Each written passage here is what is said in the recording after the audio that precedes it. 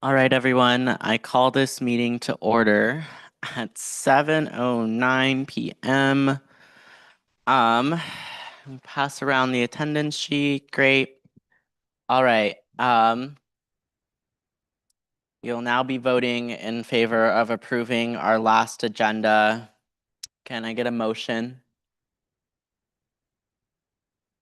Or uh, approval? Wait, sorry. Never mind.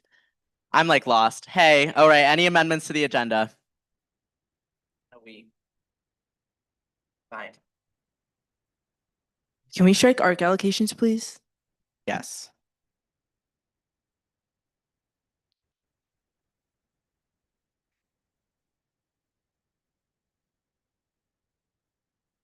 Edison. Hello, can we strike CS Transport Fund and SFS? Thank you. Yeah. And X. S. All right, Nico. Hey, can I strike USAC BOD and then also add funding for FSC's commuter parking permits as a consent item? Yes, 1 second.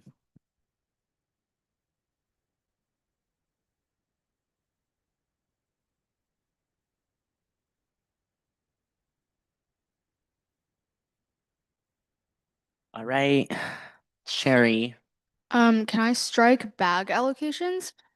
Bag. And then can I motion to add a resolution calling on the adoption of a zero emission standard for the South Coast Air Quality uh, Management District? To the agenda? Yeah. All right, I'll second your motion. All in favor? 1, 2, 3, 5, 6. All right. All against? All abstaining? With a 10 to 0 to 0 vote, that is added to the agenda. Can you email it? Thank you. All right. I motion to add a letter condemning the event with Omar Shem Tov to the agenda. Can I get a second? A second. Was that Chris? Was me. Daniel. All right. Tommy motions, Daniel seconds. All in favor, please raise your hand. 1, 2, 3, 4. Right. All right. All against? All abstaining? With a 9 to 0 to 0 vote, that passes. All right. And then I would like to motion to add an appointment for Tessa Howe to the new as the BOD fund chair to the agenda. Can I get a second? Second. All right. All in favor, please raise your hand. 1, 2, 3.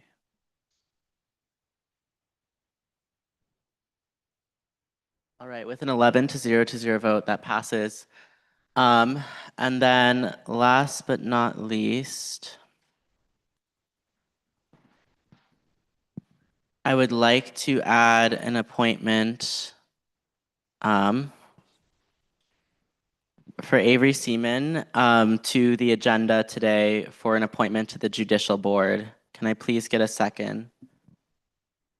Second. All right, all in favor, please raise your hand. With an 11 to 0 to 0 vote, that vote passes. All right. Any other amendments to the agenda? All right, give me 1 second to make all those Oh, someone on Zoom or Sherry?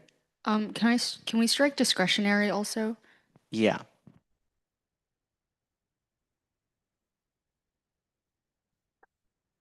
And then can I motion to add approval of the bylaws to the agenda for today's meeting?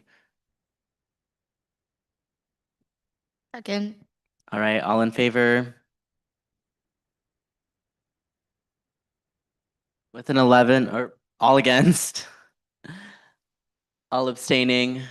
With an 11 to 0 vote, that passes. And then last but not least, motion to add our carryover, carryover as an action item to the agenda. Can I please get all in favor? Or second? Second. Tommy motions, Sherry seconds. All in favor? All against? With an 11 to 0 vote, that passes. And now, 1 second while I make all the adjustments to the agenda. Tommy, last thing, the Yes, two ma'am. OSAC appeals that were, yeah. All right, and we're voting on those. Are they each separate? All right, can you tell me who the appeals were by?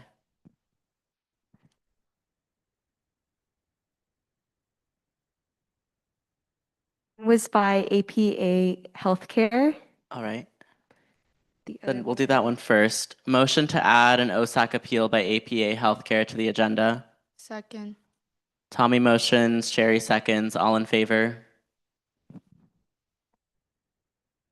All right, all against? All abstaining? With an 11 to 0 vote, that is added. And is the second one Ilas? Yes. All right, motion to add an appeal by Elas for OSAC to the agenda. Can I get a second? Second. Tommy motion, Sherry seconds. All in favor? All right, all against? All abstaining? With an 11 to 0 vote, that passes. All right, now 1 minute, please.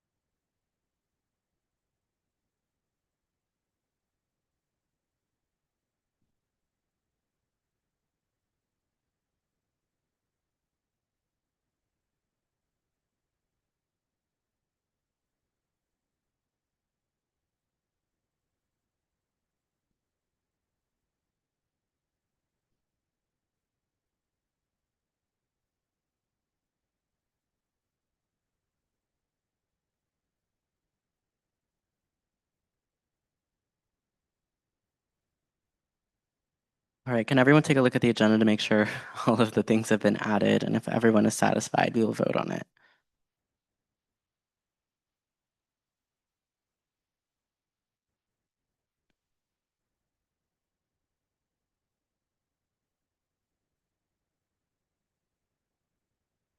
All right, then can I get a motion to approve the agenda for April 14th, 2026?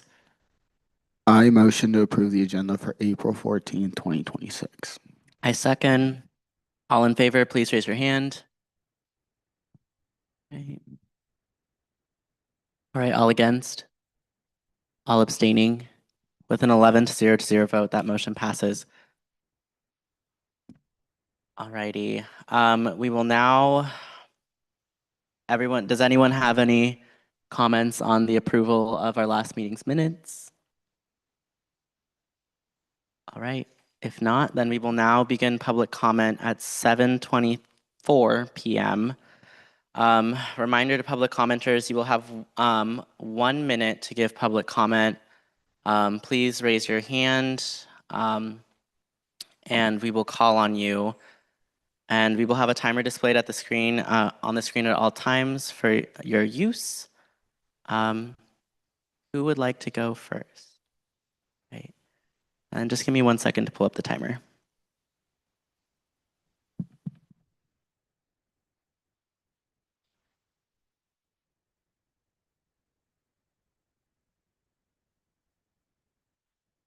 All right, whenever you're ready.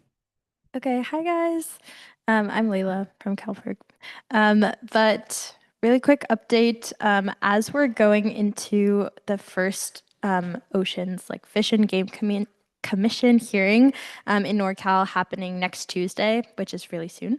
All of our chapters across the state are helping recruit to that, so we can actually get 100 people in the room to represent the public support for expanding ocean protections. But as we were putting together that like big support packet of all the work we've done over the last 3 years of working on it, we have actually educated 127,000 people since we started working on it, which is kind of wild. But on top of all of that work to make sure the first hearing goes well, we are also doing our pledge drive and looking ahead to Youth Earth Week next week. We're having a documentary screening on the Hill next Friday. It's David Attenborough's Oceans. So you all should come and let me know if you want to be part of that or come speak. But yeah, thank you. All right, who would like to go next? I'm a little short for this.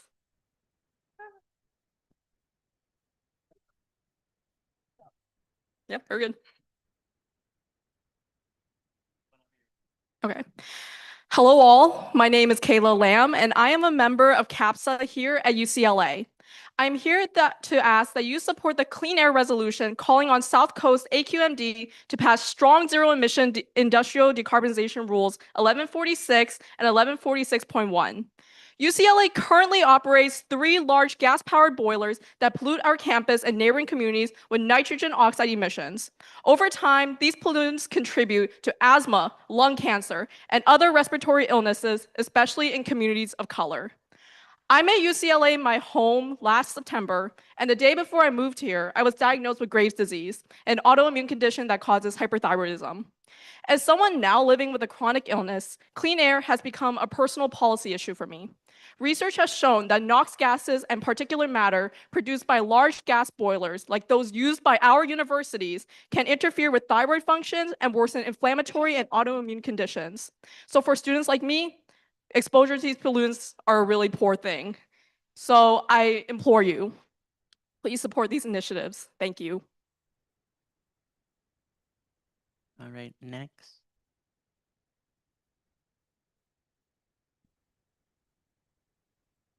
Hi everyone, I'm Andrea. I am the administrative coordinator for ELAS. Okay.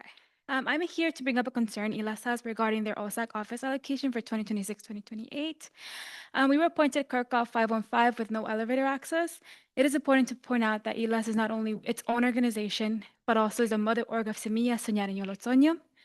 These are clubs that also use the office space to store materials, hold weekly board meetings, and use the space to build community with their members, such as general body meetings and as well as board meetings. We also host 3 different grand events at UCLA, such as Latinx Transfer Day and Latinx Celebration Day, where students actually come into the office and buy tickets, and with no elevator access, these students cannot access these resources or even be part of general body meetings or board members who need elevator access.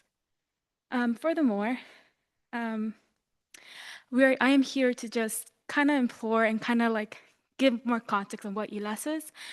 We are not only one organization, but we are 4, and we need I'm here to like just say that our office space is a very historical place as well. Thank you. Thank you very much. Go for it. Also kind of short. Hi, my name is Emily Nguyen, and I am the president of CAPS at UCLA. It's a pre-health club here on campus, and I'm a representative for Climate Action Campaign. And earlier this year, we experienced an unprecedented firestorm event here in LA. Following the fires, I developed a respiratory condition and kind of now use an inhaler. These fires have worsened air quality here in the South Coast Basin and has led to residents being more aware and supportive of cleaner air. And just to repeat, our South Coast Basin has some of the worst rankings for ozone or smog, and NOx emissions are a huge contributor to this. So I'm urging all of you to support the Clean Air Resolution calling for the South Coast AQMD to pass strong zero emissions for rules 1146 and 1146.1. Educational institutions represent about 10% of industrial emissions in our region, and we expect the university to act and protect the health of young people. And other UC campuses are actively also establishing the same resolutions, just wanted to add that in there. And NOx emissions have been consistently linked to asthma exacerbation, lung impairment, and cardiovascular diseases, which is something that a lot of students here on campus struggle with. So I just wanted to urge you to pass the resolution today. Thank you. Thank you. Yep.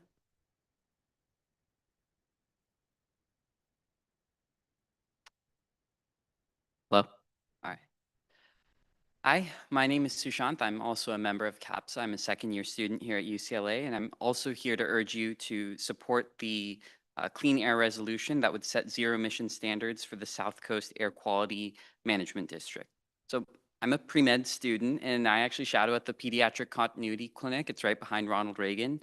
And I've seen kids with asthma as well as more complex medical conditions that require continuous care. So for them, air quality can play a large role in their lives and determine whether their days are spent having fun and being a kid or worrying about why they're having trouble breathing. And for all of us at UCLA, we have enough on our minds. We shouldn't have to worry about whether the air we're breathing is hurting us. I'm actually from the Bay Area, and I've sensed a noticeable difference in the air quality when I'm home and when I'm here. So you all are in the position to make a significant change, and so I urge you, especially during Earth Month and when UCLA is promoting itself as a leader in sustainability, to support this Clean Air Resolution. Thank you.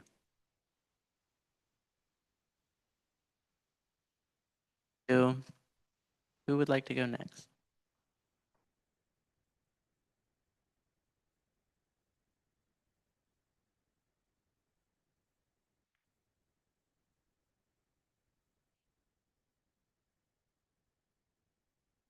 Unfortunately, given the volume of the people here speaking and the amount of things that we have on the agenda, I think we're going to keep it to 1 minute. But yeah, thank you guys.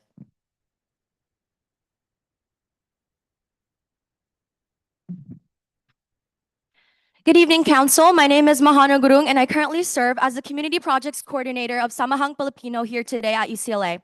I'm here today not only on behalf of SP, but on behalf of Filipino and marginalized students at UCLA to address the university's continued failure to defend communities against attacks of the Trump administration on education. Last year, I was an intern for the position that I currently hold and also gave public comment on the very issues that we will be addressing today. This persistent need to return year after year to demand the same basic protections and resources is not only frustrating, but it is also indicative of a deeper institutional neglect. In the face of escalating political attacks on ethnic studies, DEI programs, and access to education, the consistent silence and inaction from the university shows that they are complicit. So many of our families migrate to the US in pursuit of the quote unquote American dream, a promise that education will open doors, that opportunity will be accessible, and that our futures will be supported. Yet for many of us, that promise feels increasingly out of reach when the very institutions meant to uplift us fall short of their responsibility, and when we have a president that constantly strives to harm migrant communities. We understand USAC's positionality as student leaders in issues that reflect broader systemic issues, but as our peers, we are hoping that you not only see and hear our struggles, but actively uplift our voices. Although our communities have had to unite like this time and time again, we will not stop. As students of an institution that does not serve us and silences our voices, it becomes our responsibility to advocate for the support and resources that our community deserves, because if not us, then who else? Thank you.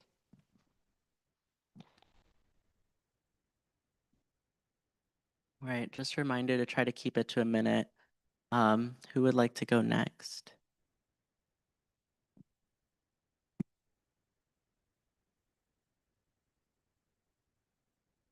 Hello, Council. $5,683.20. My name is Lily Bronner, and that is how much I should have been paid as Student Success Coordinator for Samahang Filipino Advancing Community Empowerment.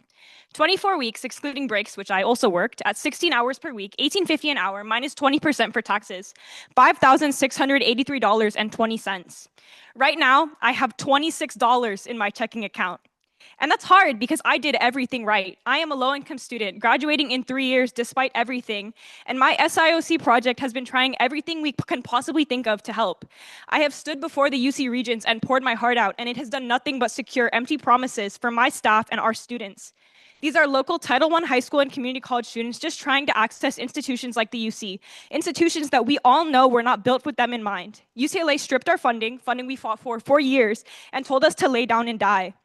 For months, we have been grasping at straws, asking our families, friends, even our own CalFresh caseworkers for anything to sustain our program, all while UCLA transportation costs continues to rise. We have been told to wait for a new SIOC, for a day that I know will not come when I am still a student here.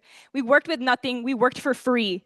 And I am still waiting on $270 in reimbursement from USAC, money that I spent to make sure we could bring snacks to students who cannot eat at home. I'm still waiting for the day I'm not kicked out of my own office in SAC at 5 p.m. on a Friday.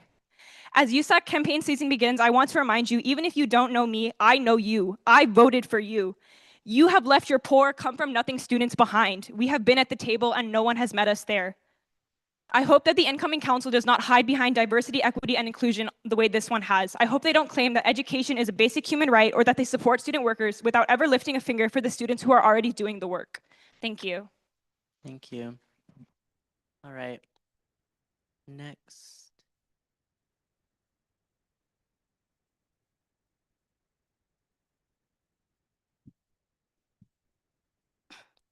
Good evening, Council. My name is Lindsay Sambale, and I currently serve as the Administrative Coordinator of Samahang Filipino here at UCLA. I am here today on behalf of our Retention and Access Projects, Cultural Night, and Filipinx graduation to address the university's continued failure to recognize and meaningfully support the communities it claims to uplift.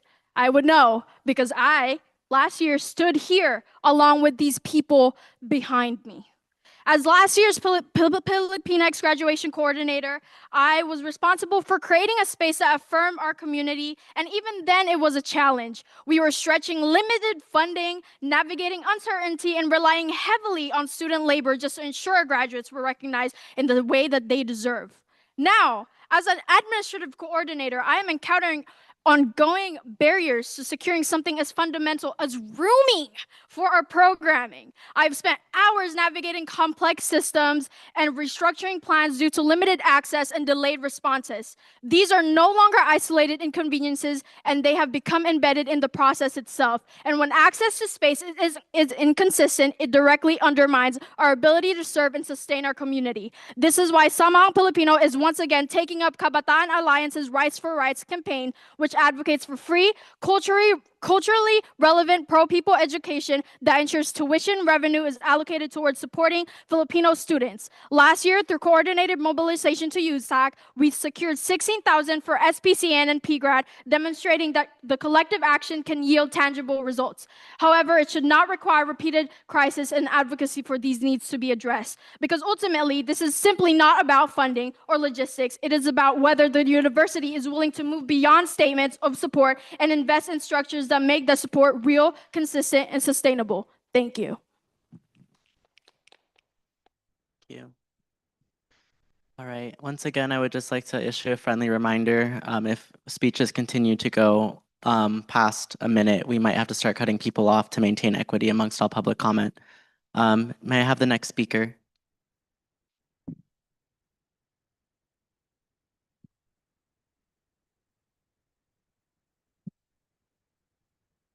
Okay. Good evening, Council. My name is Jazzy Bermejo, and I'm here as a peer counselor in Samahang Filipinos Education and Retention Project, otherwise known as SPEAR. Around this time last year, I spoke to your predecessors about the chronic lack of support that SP faces from the university as a culturally based organization, and I would have hoped that the time that passed brought change with it, but instead I come to speak about the same issues yet again now faced by SPEAR. On the first day of the 2026 summer term, USAC, alongside student-initiated access and retention projects, were blindsided by student affairs in the reconfiguration of the CRC and SIOC. In steamrolling decades of student sovereignty, the funding we have already fought to guarantee has been swept out from under us, and this has led to what? It's led to 300 plus hours of uncompensated work and counting, unsustainable working conditions for peer counselors and other student leaders, and a message to past, present, and future UCLA students that our culture, our community, and our livelihood is not worth protecting. It might have been easier for SPEAR staff as individuals to turn away from our roles and leave them unfulfilled, but this ease really only falls upon the university that expects us to remain complacent, and we refuse to do so. We have experienced and thus understand the need for free, culturally relevant, pro-people services and resources for Filipino youth and students, whether it be structures for peer counseling or programs intended to ground us in community when the institution makes us feel like we don't belong. In this light, SP is taking up the campaign of Rise for Rights once again to ask that USAC advocate for the CRC's and SIOC's allocation of back pay for the committee's student-initiated project staff for the fall and winter quarters as a step towards genuine institutional support of communities like ours. Thank you. Thank you. May I have the next speaker?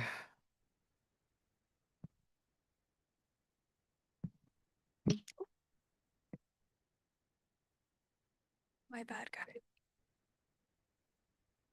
Hold, I'm sorry, guys. Okay, hello, USAC officers. My name is Emily Zhu, a UCLA representative for the Climate Action Campaign, and I urge you to support the UCLA resolution and urge of the zero carbon emission rules 1146 and 11461. UCLA currently operates 3 large gas-powered boilers that emit over 53,000 metric tons of pollution each year. These systems release nitrogen oxides, which contributes to smog and are linked to asthma and other serious respiratory issues affecting both students and nearby communities. Passing these rules can prevent nearly 2 million asthma attacks and save more than 3,200 lives between 2030 and 2050.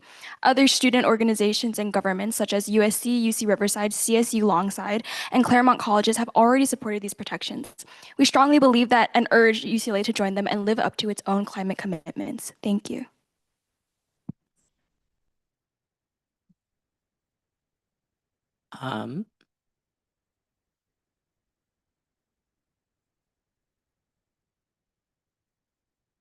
Good evening, Council. My name is Ava Bell, and I'm an intern of Samahang Filipino here at UCLA, as well as an intern for our Retention and Access Project specifically. This is my first year at UCLA, and coming into an institution that consistently displays how it is centered around diversity and inclusion, but not actually seeing these in practice has been incredibly disheartening. The different mother orgs here at UCLA, which were created to support the historically marginalized communities, all used to have access and retention projects.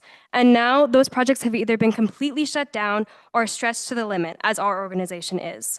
These organizations were created to serve students and prioritize retention for communities in an institution that was not built for us, and our ability to uplift our community has been continuously threatened. Our organization was here at public comment last year, we are here now, and we will continue to speak up until we receive the amount of support that we need. This year, we are demanding a follow-up meeting with USAC and Student Affairs to discuss key concerns regarding equitable resource allocation. Our demands include the CRC and SIOC allocation of back pay for project staff to compensate them for fall and winter quarter, the USAC allocation of additional surplus funding for SPCN and PGRAD, and improved accessibility in room booking systems administered by Student Affairs. Thank you.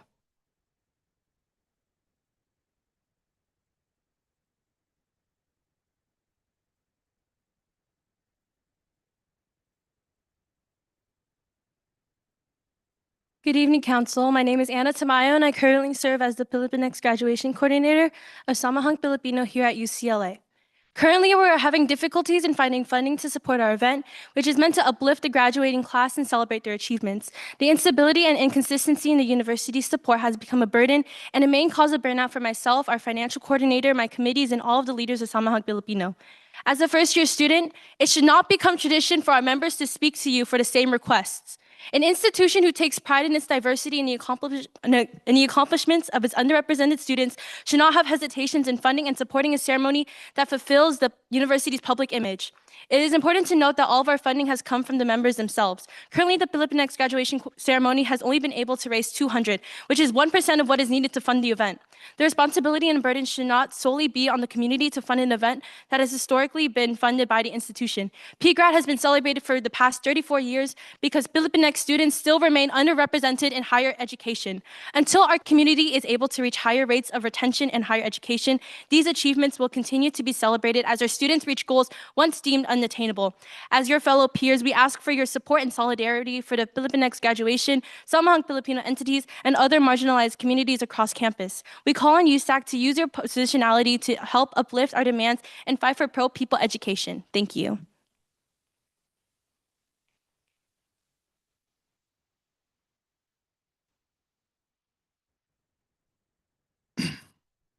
Good evening, USAC.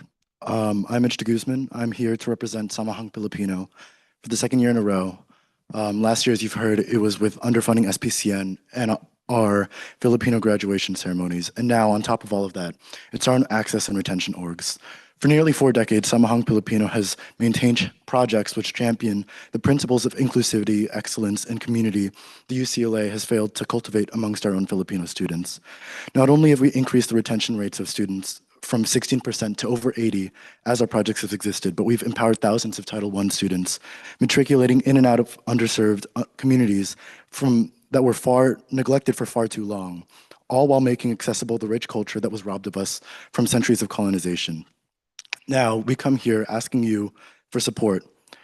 We come to you asking that you allocate additional funding for SPCN and PGRAD, institutions which have been extremely important for our culture and our own representation. We ask to set up a follow-up meeting with you guys, with Student Affairs, the CRC, and SIOC, as well as project staff to discuss committee allocation of back pay for our own CRC and SIOC project staff. And finally, to advocate to Student Affairs to increase accessibility for our room bookings to ensure that we have a place to make sure that our own resources are not only well-planned, but accessible to students. Thank you. Hands, how many people are still here for public comment? 1, 2. All right, we'll go 1, then 2.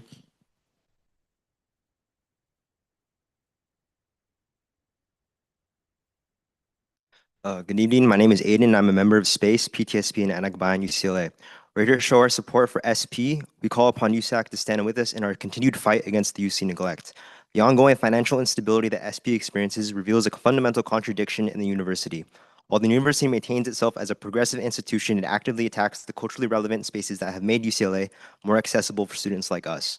The recent reallocation of funds are substantially less than previous years and ultimately insufficient in compensating students for the work they must take on to ensure that these essential projects continue. As an intern of PTSP, our board is overwhelmed and burnt out. Our club was just recently notified of losing 70% of their funding for Student Empowering Networking Day, an opportunity for Filipinx transfer students, and are even forced to use their EBT and personal funds to meet the urgent needs of the club. We know that UC is a neoliberal institution that capitalizes on its students. When students need relief, the university claims to lack the resources and money. During the times of alleged financial crisis, it is culturally relevant programs and projects that bear the consequences, and importantly, recognize that this is not an isolated event, that these attacks are not unique to only SP or only at UCLA, and that after today, the root of the problem will not end. We echo SP's demands and want to emphasize our call upon USAC to stand with us in our continued fight against the UC neglect. Thank you.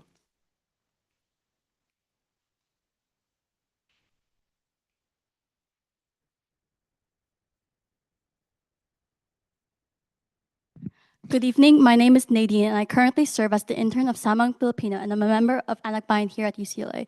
The current issues that student cultural organizations face on campus is a result of the UC being a part of a broader system that exists to maximize profit at the expense of students, workers, and faculty. Rather than investing in the needs of its students and workers, UCLA funds the militarization of our streets and our homeland using our tuition dollars. This is our university, and these cultural relevant programs were fought for by generations of students. UCLA is knowingly taking advantage of students who choose to spend countless hours offering their services. As students, our tuition should be used to meet the needs of the students and workers, not for profit and violence. UCLA repeatedly shows unwillingness to support pro-people, culturally relevant education, imposing administrative hurdles that these projects must endure to access funds that come from our tuition dollars. We know that it is not the university that will randomly change to support us, but that is our collective power as the masses that can make genuine change. Anakbayan uplifts SP's demands. Finally, we urge you, our peers, to support SP in waging the Rights for Rights campaign and Anakbayan and waging the Take Back Education campaign as we advocate for accessible, pro-people, and culturally relevant education. Thank you. All right, I see someone on Zoom that has their hand raised. Outreach and student engagement. You are now permitted to start your public comment. Hello, my name is Annabelle Ye, and I am the Outreach and Student Engagement Coordinator here at ASUCLA. Jessica is my direct supervisor, and I serve as a resource for many departments across ASUCLA. Initially, I was within development, so I also have experience with fundraising at ASUCLA. So that allowed me to connect with multiple departments. And my goal in my current role is to spread awareness of ASUCLA to students, including getting involved with different student opportunities, such as student government, student employment opportunities, free weekly programs, and other services. And I would like to let you all know that I serve as a resource that you all can use to connect with different departments at ASUCLA, and we can work together to improve student engagement coordination. So I will provide my email to you all and work with Jessica so that we can have more of an introduction. Thank you.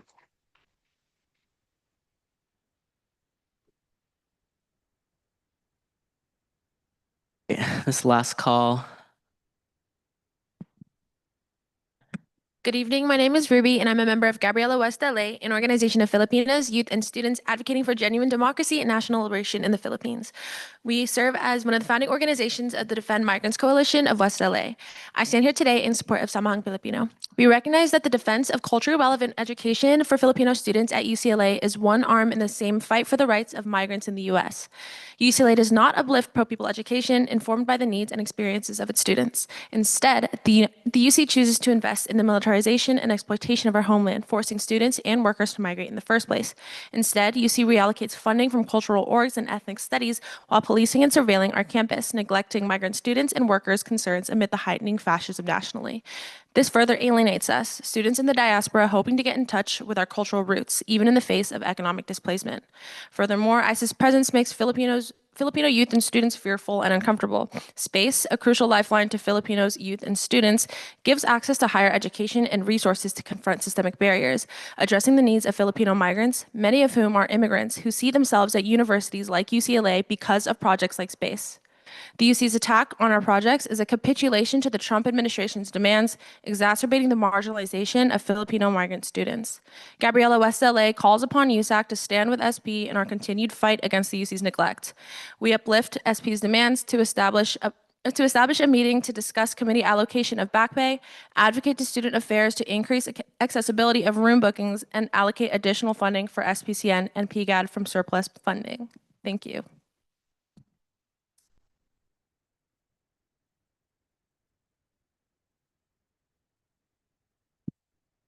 I now close public comment at 7:52 p.m. Thank you for everybody who came to speak. We will now be moving on to funding. All right. First up on the agenda is contingency programming with Bethany. Sorry, 1 second, pulling it up. This week we had a total contingency program request of $80,326, and we recommend an allocation of $38,254.67 for no USAC entities and 52 non-USAC entities. I've pasted it in the chat, and I'm happy to answer any questions.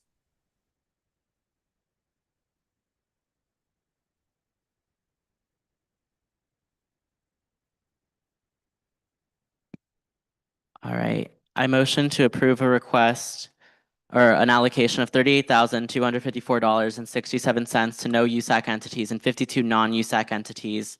Can I get a second? I second. All right. Tom motions, Daniel seconds. All in favor, please raise your hand.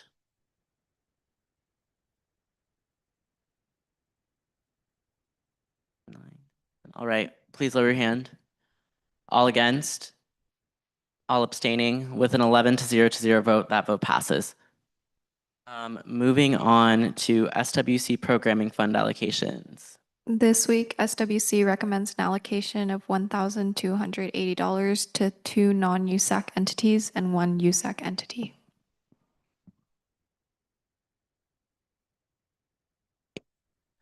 Moving on to ASRF allocations. Hello, can you guys hear me? Yes, we can. Perfect. Tommy, did you want me to do both ASRF and TGMF?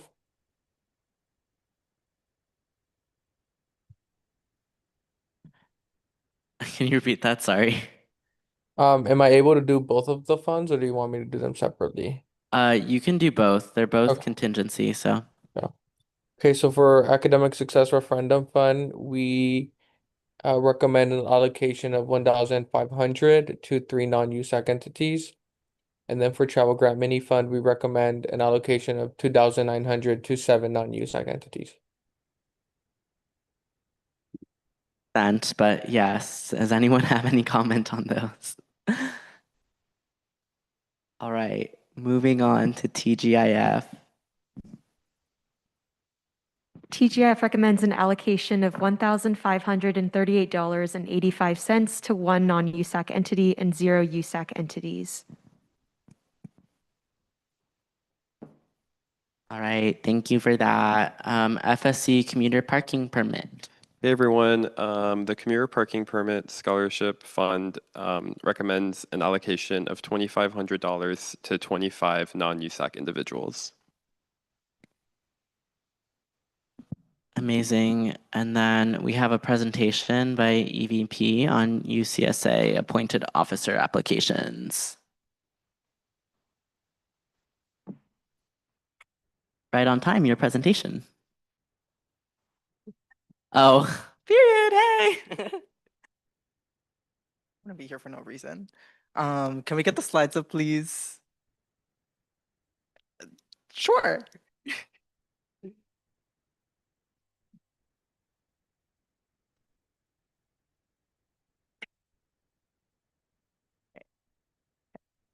Am I good to go? All right. Hi, everyone. Hi, everyone, council, friends in the room and everything. This is a quick presentation on the UC Students Association's open applications for appointed officer roles. I'll go into explaining what those are in a bit, but next slide. Just as a quick introduction, hi everyone. For those of you who don't know me, my name is Javier. I go by they, them pronouns, A in Spanish. I am currently finishing up my degree here at UCLA as a psychology and public affairs student. In my USAC capacity, I serve the EVP office as their communications director, so I work social media. And in my UCSA capacity, I serve on the statewide board of directors as their vice chair, which is one part, secretary of the board / advising how they could do their jobs better, but also advising 11 appointed officers throughout the year on their annual projects and campaigns related to different parts of student life. Okay, quick intro to UCSA. For those of you who are unfamiliar, UCSA is a coalition of students and student governments like USAC that aims to provide a collective voice for all students through advocacy and direct action. With the direct mission to empower and develop students to champion accessibility, affordability, and quality within the UC system for current and future students in a way that centers. The rest of this I can't read because it's being covered by the captions, but it's fine. It's fine.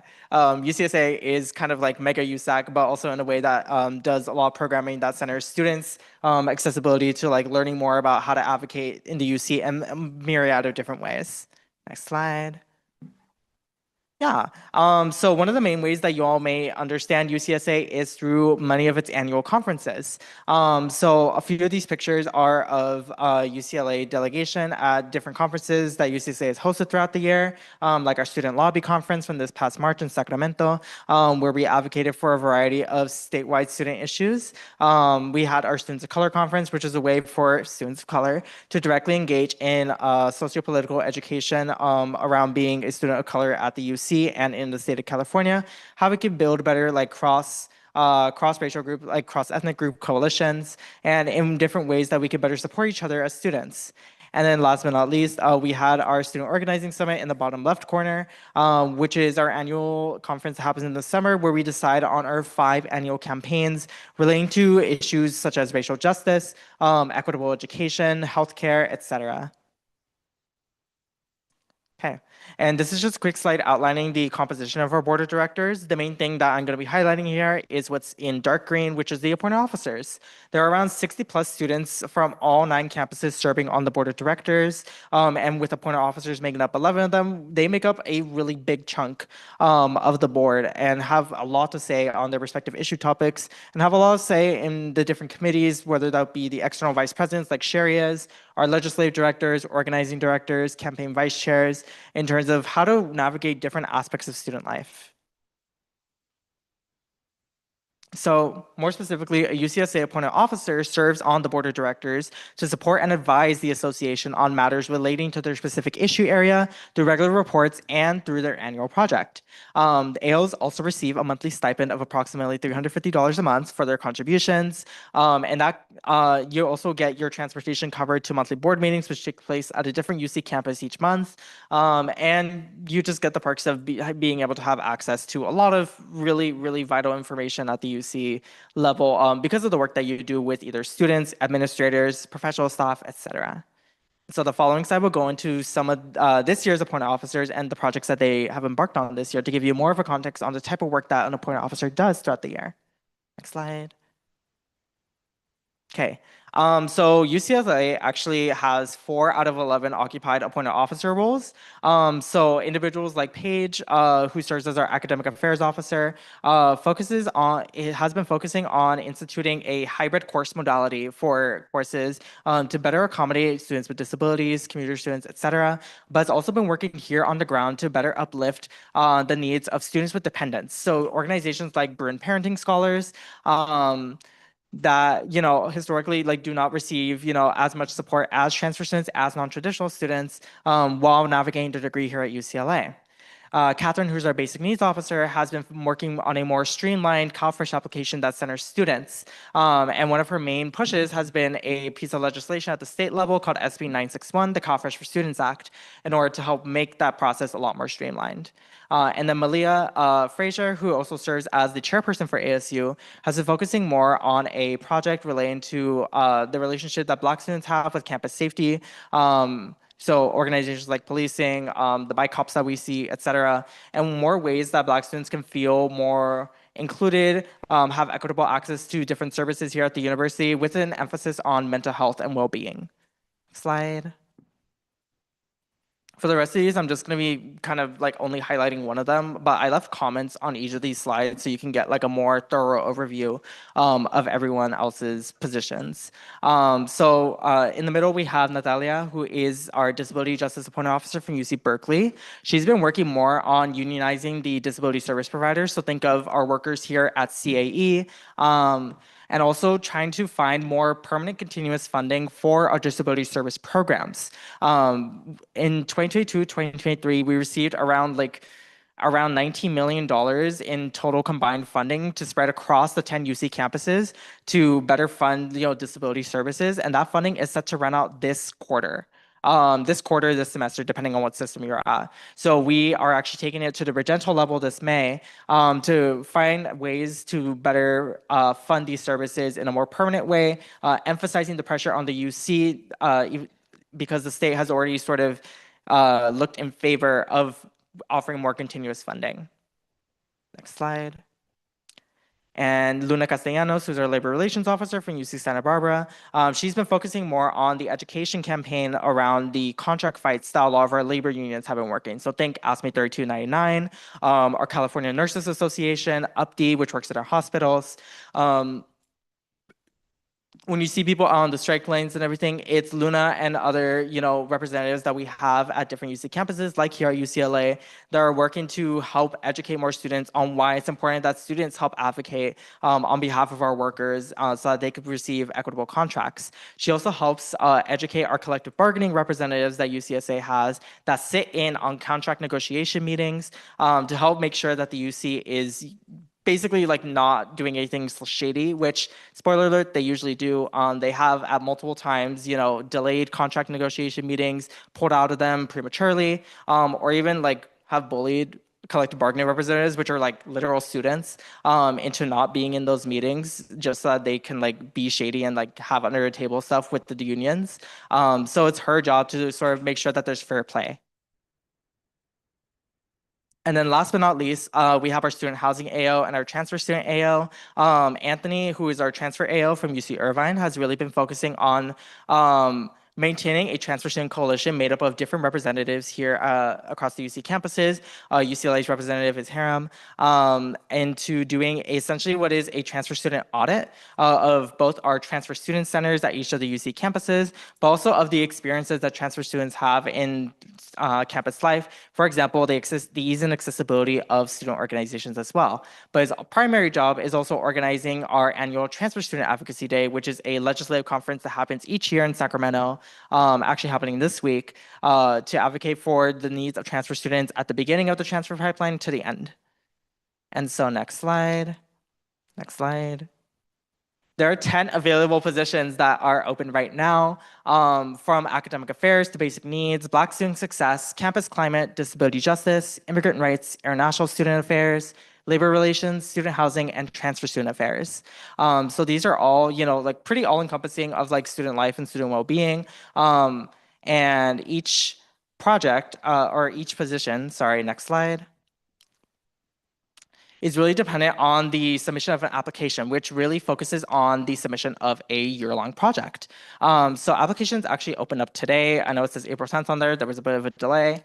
But from now until May 25th, AO applications will be open via the UCSA website. A post will be going up tomorrow, talking more about it. But between now and the application deadline, I'm looking to host 2 UC-wide virtual trainings to talk more about the AO application process, give interested students a campaign building 101 to get them an idea of what types of projects have been successful in the past and sort of like what their thinking should be to like advance move the needle on their specific issue topic that they're interested in, while also holding a panel with current appointed officers to speak on their experiences, their challenges that they face, and sort of what recommendations that they want to give to prospective students who will be applying. And by June, selected applicants will be notified and onboarded, becoming official members of next year's board of directors, attending orientation and monthly board meetings, while also working on their monthly projects and working with different stakeholders, depending on who they're focusing on. Next slide. Okay. And so with that, I kind of want to open it up to like all the USAC officers. If you guys have any questions right now, or you guys want to connect a little bit more offline, maybe even schedule me to come in to talk to y'all's respective offices about this opportunity. It's a really, really great opportunity to not only get exposed to higher levels of leadership at the UC system, specifically that ones that are like student-centered and student-anchored, but also ways for you to sort of get a better sense of what advocacy could look like at different fronts of the UC. I know all of our appointed officers are working on a diverse amount of projects, but we have, officers who are focusing more on like the student the student aspect of it, connecting with students on the ground to forward projects on like mental health and well-being. But we have other students who are focusing more on the labor union aspect, while we have other students working on student housing equity and making sure that there is ways that the university can build more affordable housing for students while we see increases in our student population. So there are many different ways to get involved, and you don't necessarily have to be like an expert in the field that you're interested in order to apply. I want to offer myself as a resource as well. I'm going to be over the next month presenting this same presentation to different USAC equivalents at the other campuses and other EVP offices as well. But if you all want to be part of that conversation and connect more about what AO roles can look like and how they can better serve y'all's offices next year, I'd be more than happy to connect. And my contact information will be on the next slide. So for official correspondence, please feel free to message or email me at vicechair@ucsa.org. If you want to connect with me directly, the quickest way is by DMing the EVP Instagram, ucla.evp.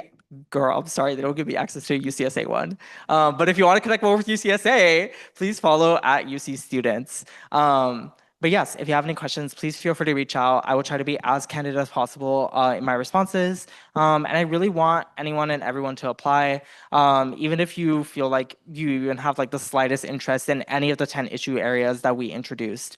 We really want to boost the amount of representation and the amount of diversity on the board. So we really want to encourage you all to not feel limited also by whatever like identity groups that you may hold. Transfer students don't just have to apply for transfer student affairs officers. Black students don't just have to apply for Black student success officers. We want to see as many students applying to different roles as possible, and there is the possibility for you to apply to multiple roles actually when submitting one application. So if you are interested, please feel free to connect. But for now, thank you for your time.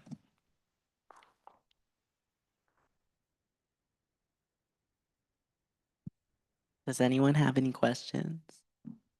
Really quickly, not a question, but I think something that I want to stress too is that like the point of the AOs also is to connect like people from different campuses who are doing sort of similar work. And so next year, whoever's the EVP, I will urge them to introduce you all to whoever ends up being appointed officers in UCSA because they work on a lot of stuff that all of you work on. So yeah.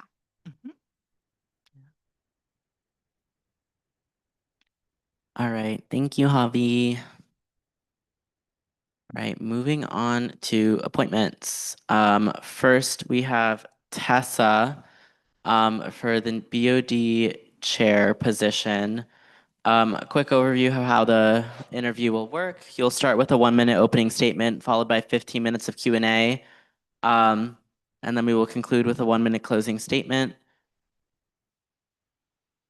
Let me pull up the timer real quick, and then we can get started.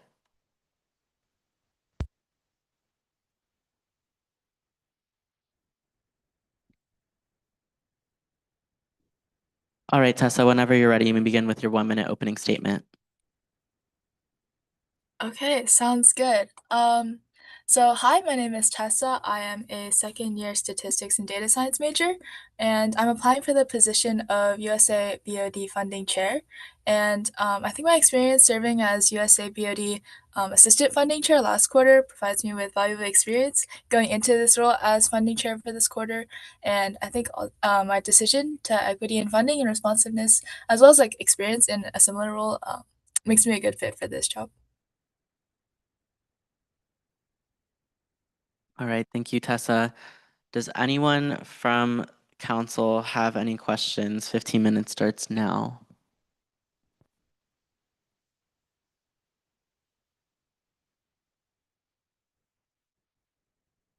Any questions for Tessa?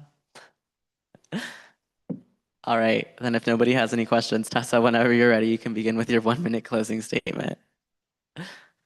Okay, awesome. I'm looking forward to giving back to UCLA, especially working as assistant chair, sorry.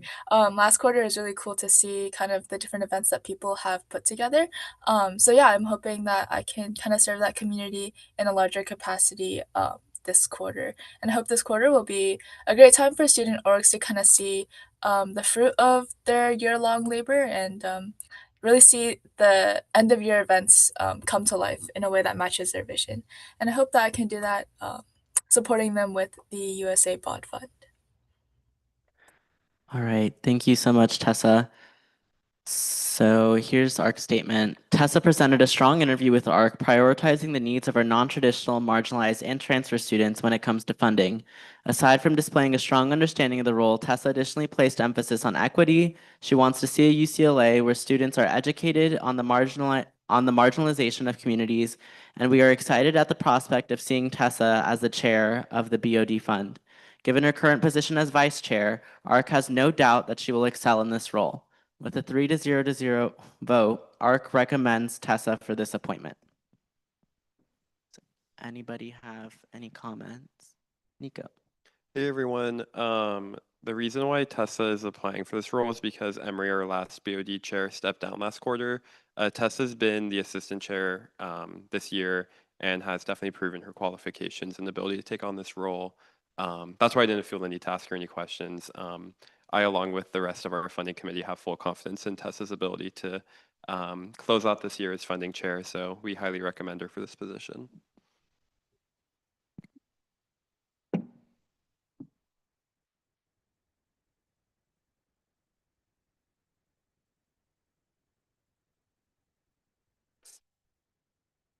Then can I get a motion?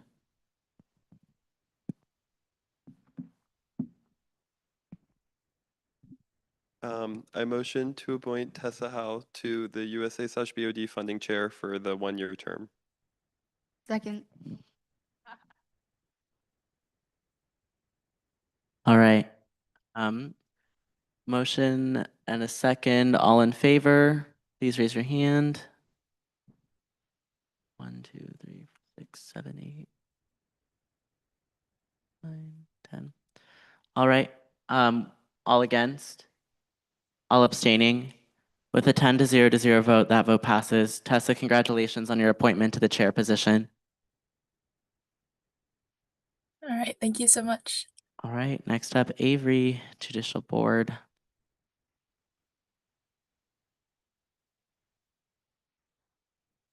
All right, whenever you're ready, you can begin with your 1-minute opening statement. Hello, good evening, everyone. My name is Avery. I'm a first-year political science student, but it is also my goal to add data science as a secondary major. And I'm applying for the Judicial Board because I want to make a more equitable campus, and I want to do this by enforcing fair enforcement of bylaws. I think that I'm a good candidate for this position because of my major in political science. I have learned the inner workings of government, and I have learned how to logically solve problems from statistics and data science. Additionally, I have a lot of background working in local politics, and I'm a member of many campus organizations, for example, the UCLA Marching Band. Because of this combination of my experiences and my major, I hope that you will consider me very well for this role.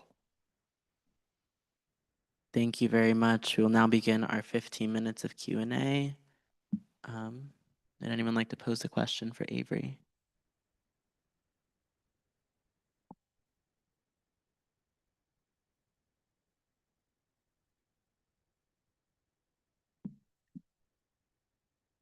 All right, I can pose a question. All right, Avery, given over the course of the last couple of years that the Judicial Board has heard very few cases, I know we talked a bit about broader concepts in your ARC interview, but what specific or tangible steps do you believe the board can take to play a larger role in the UCLA community? Yes, thank you for that question. I believe in two things that would help streamline this process. First, it needs to be much clearer, the petition process, because I feel like it's very confusing, especially for students who don't have an active background in student government. The second thing I want to do is start holding office hours for students who may have questions surrounding the petition process, and just having that one-on-one conversation might make it easier for them to submit a petition for our consideration.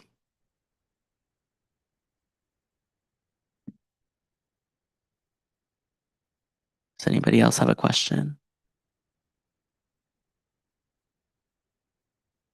All right, then if nobody has a question, whenever you're ready, you can begin with your closing statement. Well, I hope that you guys will appoint me to this position. I'm very committed to this campus. I'm involved extracurricularly, as I mentioned, in the UCLA marching band, but I'm also a proud employee of the UCLA library. I'm in the National Student Data Corps, and I'm just very involved on this campus. I love it, and I would love to give back to it in a fair and equitable manner to all students to ensure that there is more equity and accessibility in a fair manner to all students. Thank you very much. All right. So let me pull up our statement.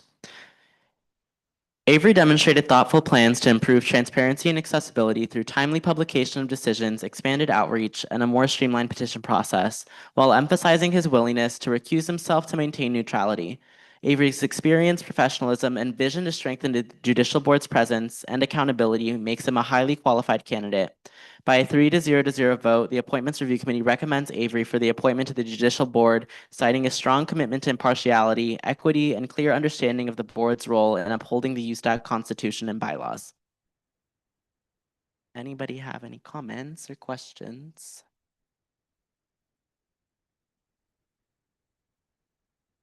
I get a motion?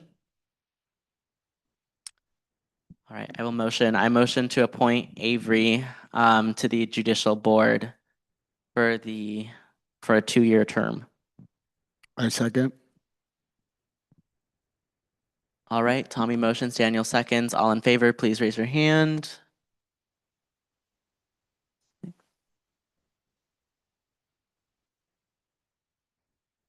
All right, all against? All abstaining? With an 11-0 vote, that passes. Congratulations on your appointment. Yay. All right, moving on from appointments today. We are now moving on to officer reports. We will keep it to only exec and academic affairs, given time. So starting off with Diego's not here, so me. No major updates on our end from this week. We do have the gala coming up in a couple of weeks. And we have continued moving on our projects, including the UCLA Unity Festival, as well as keep an eye out. Applications for the IVP Student Legal Clinic will be launching this week. And we will have IVP goods in our office from 11 to 3 p.m. this Thursday. So see you there. Hi. We have like a million lobby days happening this week. I want to shout out Jaya, who just led a very successful Black Student Advocacy Day. Yay. And then Sarah, who Javi just presented, she is an appointed officer, also a staffer in our office, led a very successful SWANA Student Advocacy Day. Yay. They're in Vegas right now, connecting flight back. And then tomorrow, Jose, my external head of staff, is leading, and also Haram are leading our Transfer Student Advocacy Day. And then we've got a couple more in the next few weeks. Our office is having our first Bruin Lobby Day, office-wide Advocacy Day to Sacramento. And then our constitutional amendment just got referred today to higher education. Yay. So it's being heard next Wednesday in Assembly Higher Education Committee. And so our letter that we passed got submitted. And if any orgs are listening and want to submit letters of support, that'd be so appreciated. And also if your offices feel encouraged to also submit an individual one, that's of course always welcome. It's going to be a pretty tight timeline for it to pass through the Assembly and the Senate. So hoping for the best for that. But yeah, everything else is written. Chris. Hello, everyone. Just two updates slash comments. We are having our spring resource fair tomorrow from, let me confirm, I believe 12 to 2, if I'm not mistaken. So please show up. There are going to be a lot of organizations. I believe some of you will be tabling, and so I'm very excited to share a space with you all and all of the organizations. So please continue to do some outreach and let your folks know. And then the other update is that tomorrow, later in the evening from 5 to 6:15 p.m., we have our town hall with the registrar and other partners related to the registrar for for students who are interested in or have any questions along the lines of enrollment, course marking, etc. It's from 5 to 6:15 via Zoom, and the link is added to my written updates. That's all for today. All right, thank you very much. Moving on to our next order of business. The the USA bylaw amendments that we went over last week. All 180 pages of them have been reviewed by the Constitutional Review Committee and were voted 3-0 in favor of passing. Do any council members have any comments on those? Nico? My appointments are still wrong. At least according to last year's bylaws, I do not have an appointment to this SIOC, but in the new bylaws, I do. SIOC. Yes. Do you need a charger?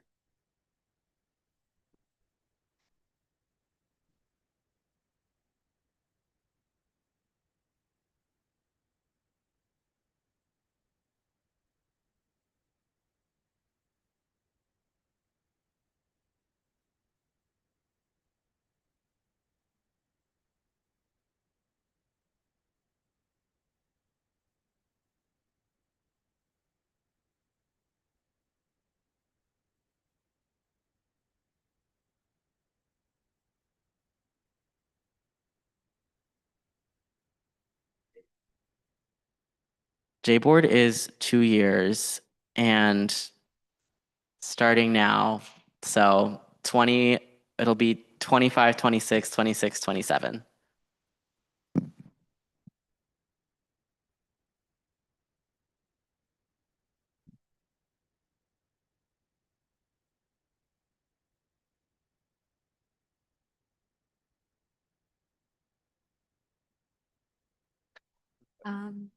Something else too for the FAC appointments is that on the new bylaws, we also don't appoint to the UCLA Committee on Disabilities. They have their own like internal appointment hiring process.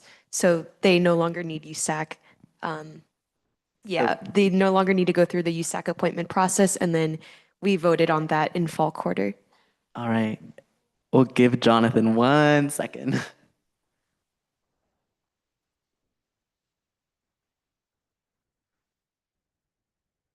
Anybody else? Nico? Sorry, I texted you about this. I just have that typo under my section. I don't know what that. I see it on page 52 at the top. Maybe I have the old link, but like page 52.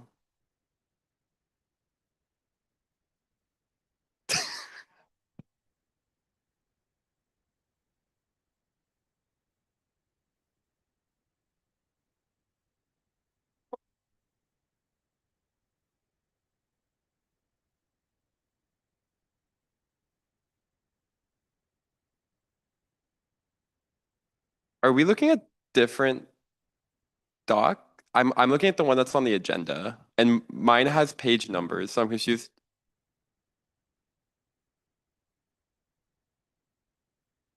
It says lauded to the campus retention committee, the financial supports commissioner shall work to solve and improve conditions, but the word is like.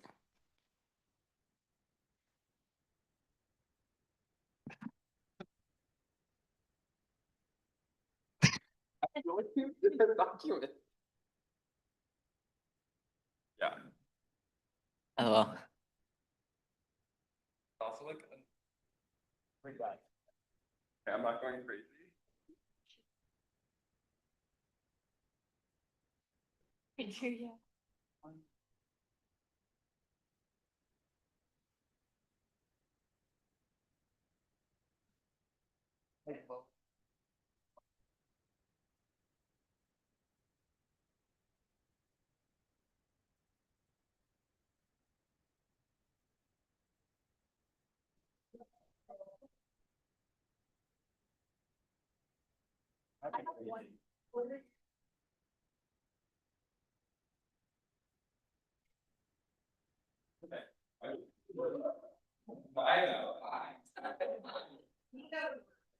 How do you show cheat? Okay, thank you. See, Jonathan and Lorelai, I would never doubt you, you know? All right. So does anyone else have any comments? Joy. For FAC appointments for JWC Bog, it says the facilities commissioner serves as the fourth voting member. No. We appoint all of everyone serving on the board.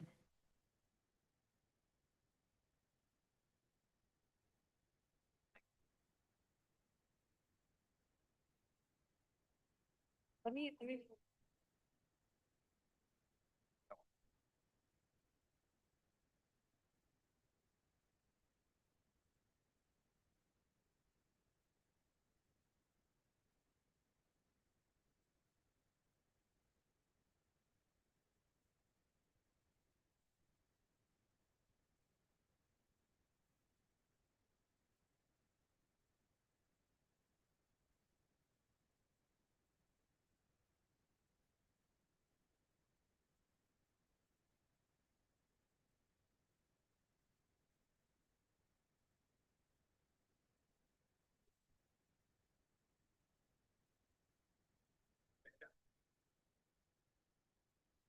Um, okay, it might just be because we can't see it, but on the first page, table of contents, there's an S at the beginning.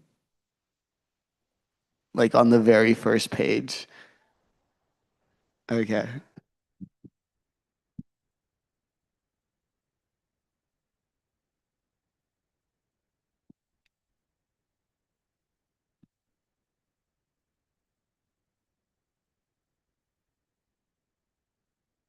I just noticed that.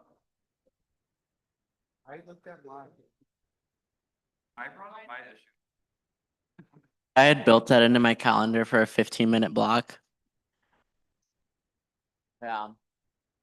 So it was there. SAC Facilities Commissioner for a period of 1 academic year is on JWC board per charter.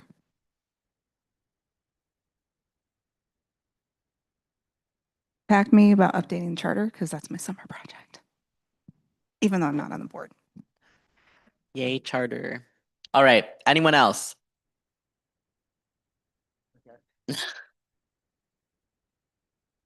Oh my God, is that it? Well, great. I'm going to make a motion before we can talk more. I motion to approve the USA bylaw amendments. Can I get a second? Hannah and Sherry second. All right.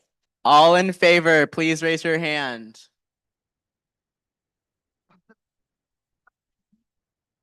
All right. 6, 7, 8, 9. All right.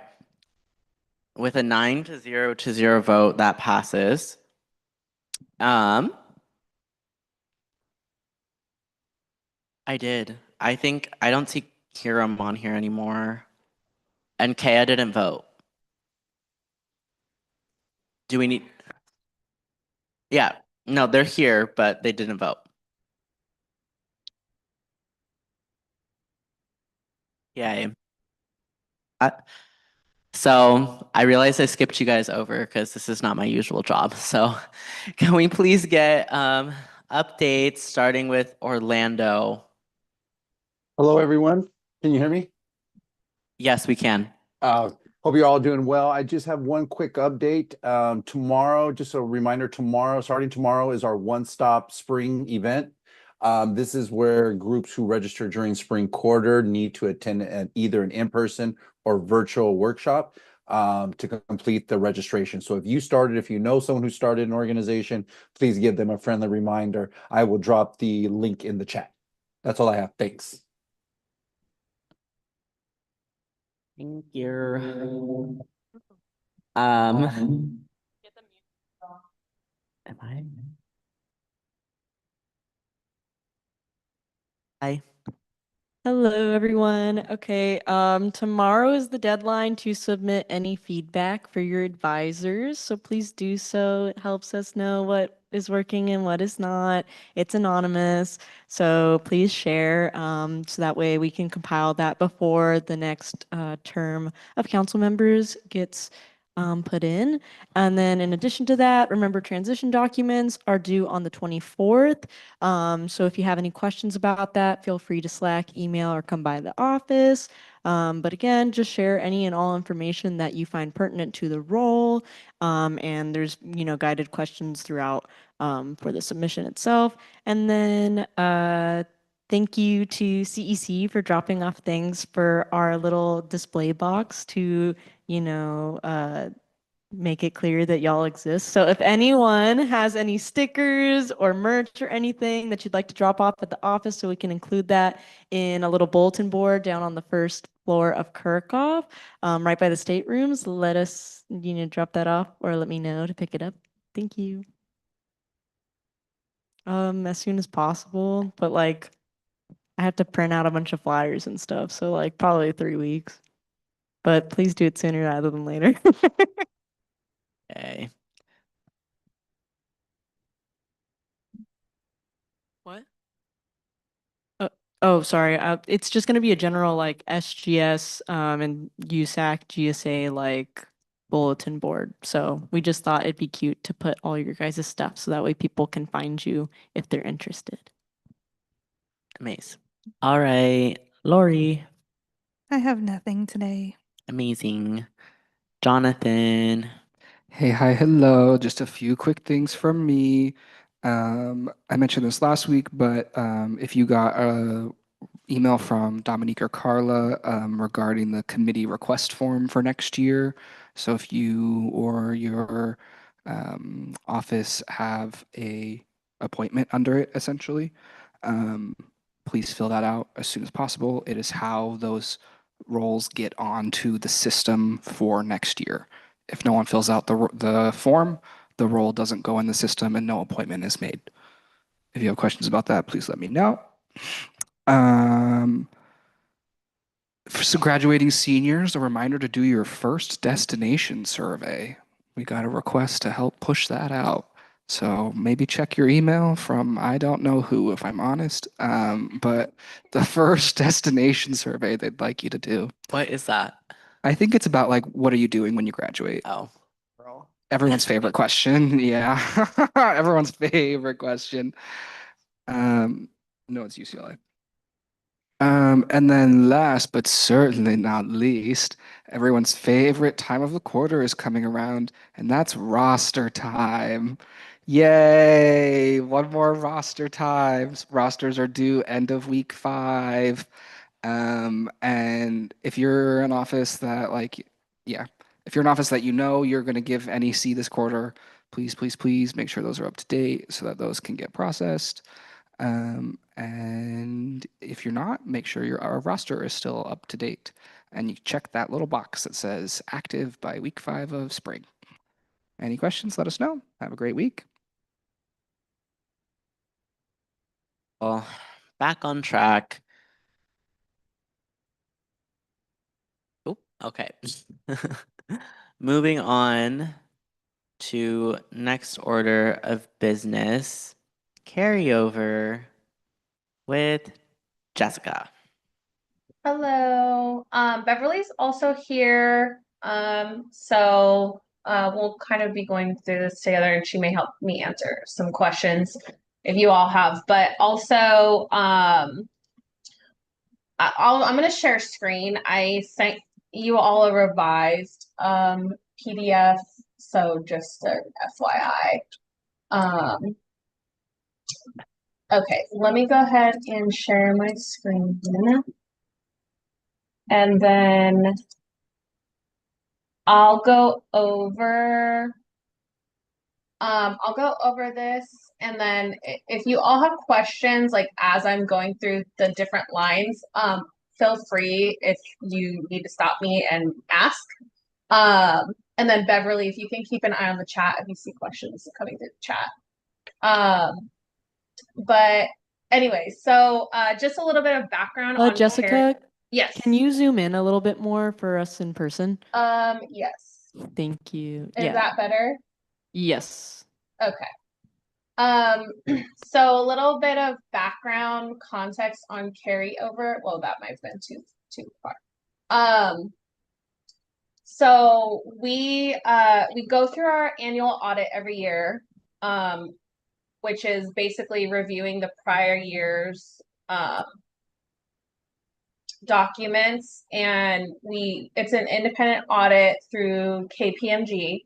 So they look at the books for USA, GSA, and student-run enterprises as well as COMBOARD.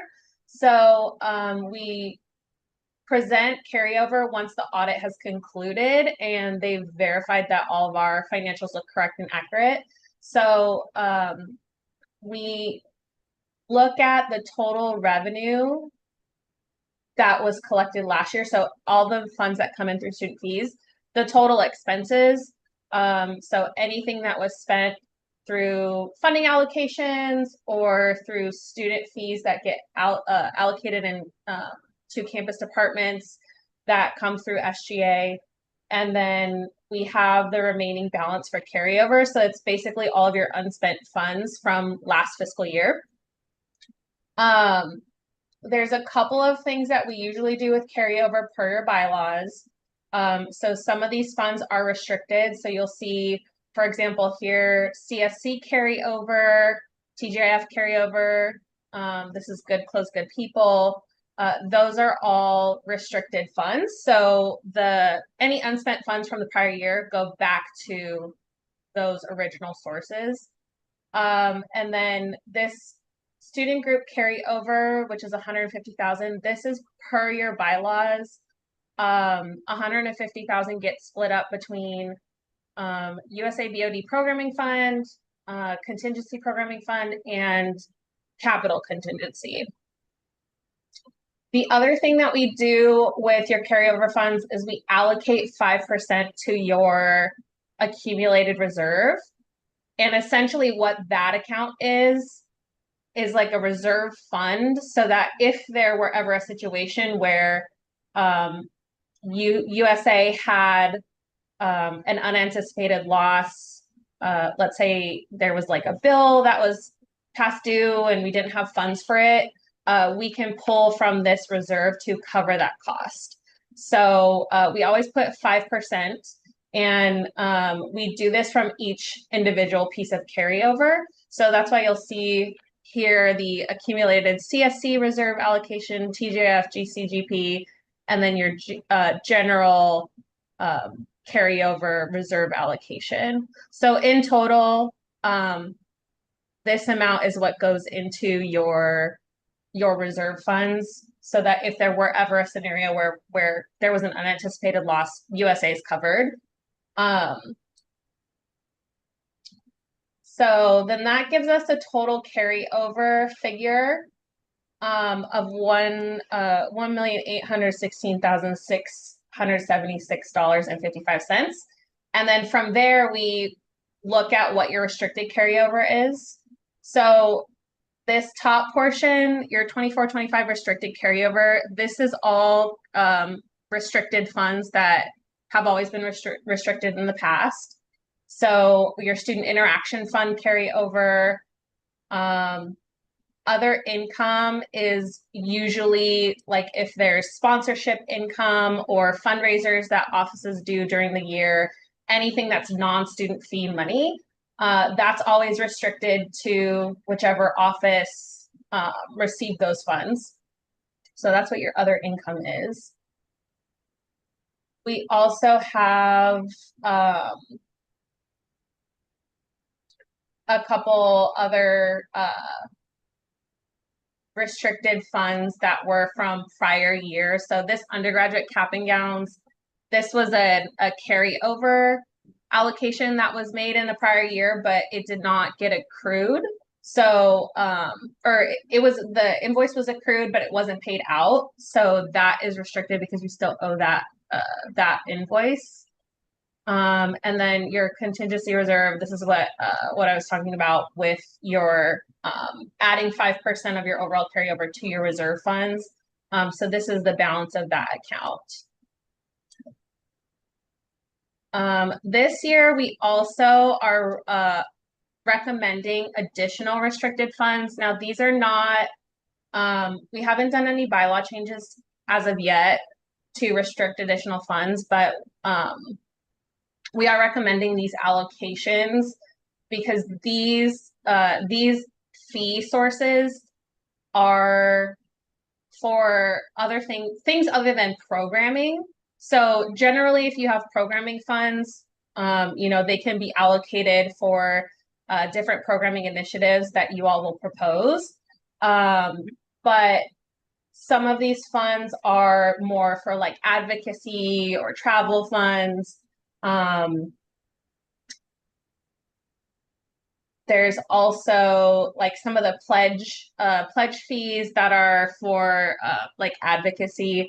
So these are all the remaining balances from prior years unspent funds that we will restrict for this year. And then as needed for the bylaw changes, we can do that in a subsequent meeting.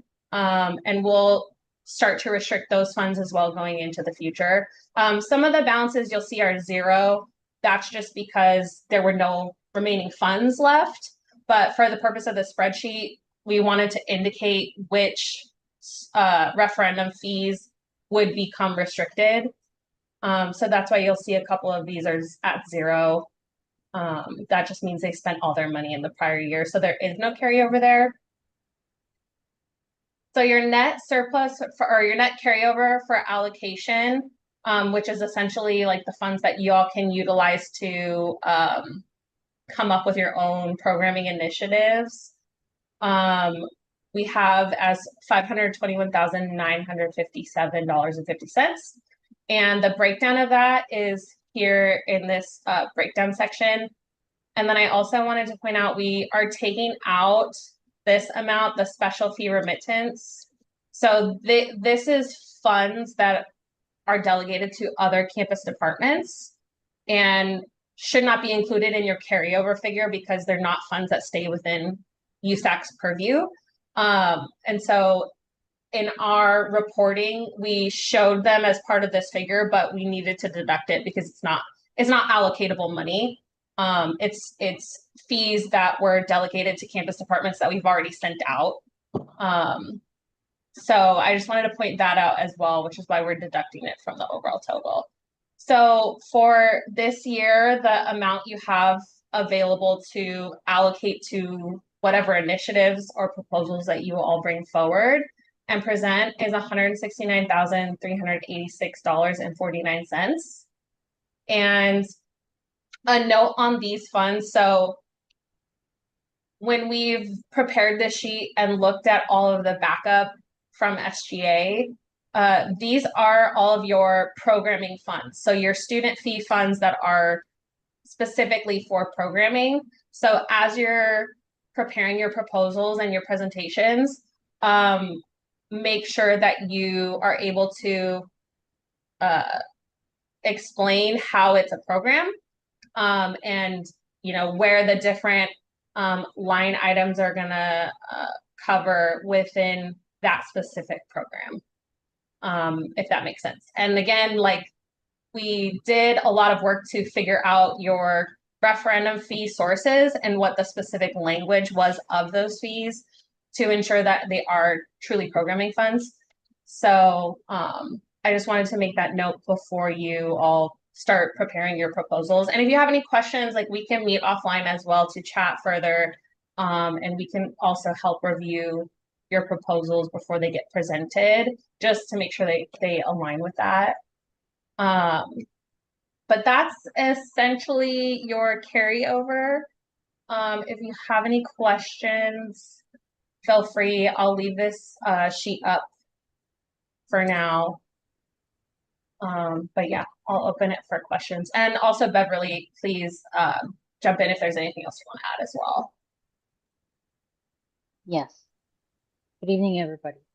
I'm here if you have any questions. Can hear you.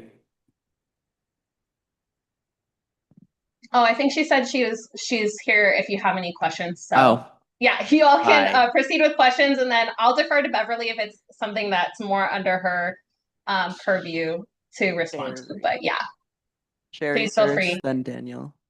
Okay, I just had a question about the um additional restricted funds. Do you mind explaining what that is again and like yeah, sorry. Yes. So the additional restricted funds are essentially referendum fee dollars that are not just explicitly for programming. So you have some student fees that fund advocacy projects or academic travel. So basically, those funds essentially per UC fee policy, you have to spend your student fees based on what the referendum language says. And so we've been looking at that a lot this year, just to make sure that like there's consistency with how the funds are being allocated. So these additional restricted funds are sources of money that, like I said, are either for like advocacy or academic travel, where they should be spent in that manner and not just for programming.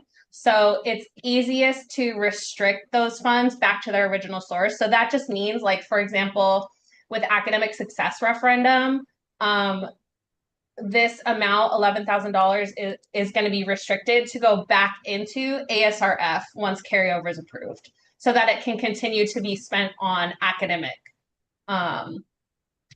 purposes rather than just general programming. Because when you have your pool of carryover, it generally gets allocated to like your funding bodies or different program initiatives.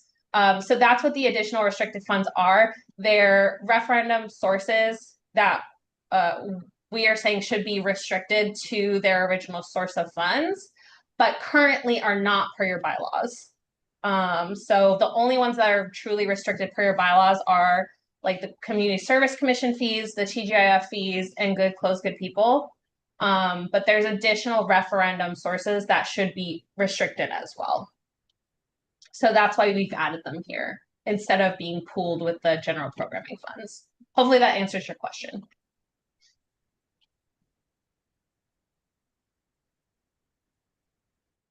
Thanks. No more question? Okay. Divine. So we could argue if some of the additional restricted funds we can argue that they shouldn't be restricted? I mean, the easiest way to ensure that they're spent on their original like use of funds per the referendum language, it's easiest to just restrict it, because if it's pooled, it's harder to say how much funds should be for advocacy versus general programming. So I mean, if there's one that you want to question, like we can look at it offline and review the referendum language, but we've reviewed this with SGA as well as with Pamela, and we've really like looked at the fee language. So we're pretty confident that these ones should be restricted going forward. But yeah, if you have a particular one that you're like, I don't understand why that's restricted, please let me know and we can look at that further.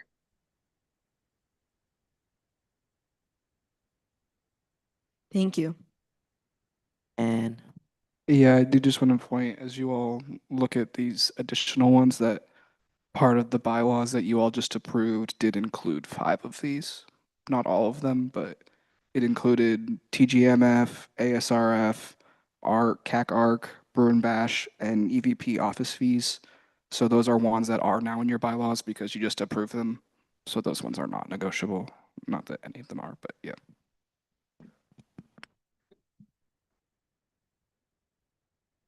Any other questions, comments, concerns? Edison.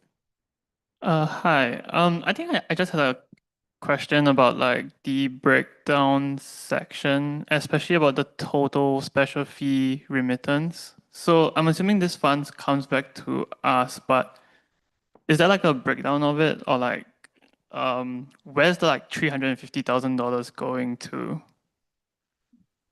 Yes, so the special fee remittance, that is delegated fees. So, for example, like some of your referendum funds go to AAP or to CAPS, to CARE. Those are fees that are collected and come to SGA, but then SGA issues a check to the campus department for those fees. So this special fee remittance is campus department fees that the funds have already been sent out. But when we ran the report, they were still showing in the report. So we needed to remove those so that basically like you can't allocate it because those funds have already they're already earmarked for the campus department. So that's what the special fee remittance is. It's not funds that USAC has oversight of. And I can tell you the breakdown in a minute. Let me just check that. Oh, okay. I think it's fine. I was just curious as to what that line was referring to. And then maybe a question for like Beverly or like SGA's end. I was just wondering when the budget report would be like updated to reflect the line numbers and yeah. As soon as we get the approval of the council, we'll be able to enter it right away, like the next day. Okay, thank you. Thank you. And then so for the special fee remittance, that total, so there were community programs office fee, student initiated outreach fee, campus retention committee, and then SJR campus retention committee fees. So that's what makes up that 352,000. And again, like those are fees that get sent to those campus departments, so they are not available to allocate.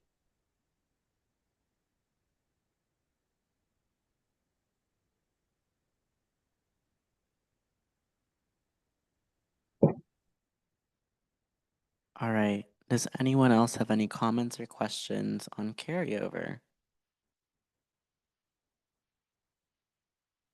All right. Do we have to approve that or? So this evening, if you all would like to approve your restricted carryover, because your restricted carryover, you can't really change the where it's allocated to. It is allocated to where it is listed in the spreadsheet. So if you want to approve that and move forward with that, then like Beverly was saying, SGA can go ahead and open those accounts and transfer those funds. And then you can vote on your remaining carryover for allocation after you do your proposals and review all of that. So if you do want to vote on it tonight, you can vote just on the restricted portion. Otherwise, yeah, if you want to vote on it next week, you're welcome to do that. I'll leave it to you all to decide if you want to vote on the restricted tonight or not. All right. Given that we are missing a sizable portion of our council, is anyone against approving that next week? All right, then we will table that and vote officially on restricted carryover next week. Moving on to our next agenda item. Yes. For process for moving forward, do you mind? So Diego sent you all an email about like the week's process for your proposals. Now that you all have heard this, I'm about to send you all an email in reply to Diego's that has the form. So the form is due at the end of the day on Sunday, midnight. It will close automatically so that your advisors have time to look over it Monday and Tuesday and make sure everything is in line with university and accounting policy. If it is, then it'll be good for you to present next week on Tuesday. And then according to Diego's timeline, you'll vote the following week. But yeah, I'll send that over shortly. Thank you. All right, moving on. All right, a letter condemning the event with Omar Shem Tov. Very small one. So The Undergraduate Students Association Council condemns the event organized by Hillel at UCLA and co-sponsored by the UCLA YNS Nazarian Center for Israel Studies, featuring Omar Shem Tov. While we affirm the humanity of all people impacted by violence, we reject the selective platforming of narratives that obscure the broader reality of ongoing state violence. Israel is currently continuing to carry out what has been widely identified by human rights advocates as a genocide in Gaza, while also expanding its illegal military campaign into Lebanon. In this context, elevating a single narrative, absent of critical political and humanitarian framing, serves to legitimize and normalize these ongoing atrocities. Institutional sponsorship of this event reflects a troubling disregard for Palestinian life and contributes to a campus climate in which Palestinian, Arab, and Muslim students are further marginalized, silenced, and harmed.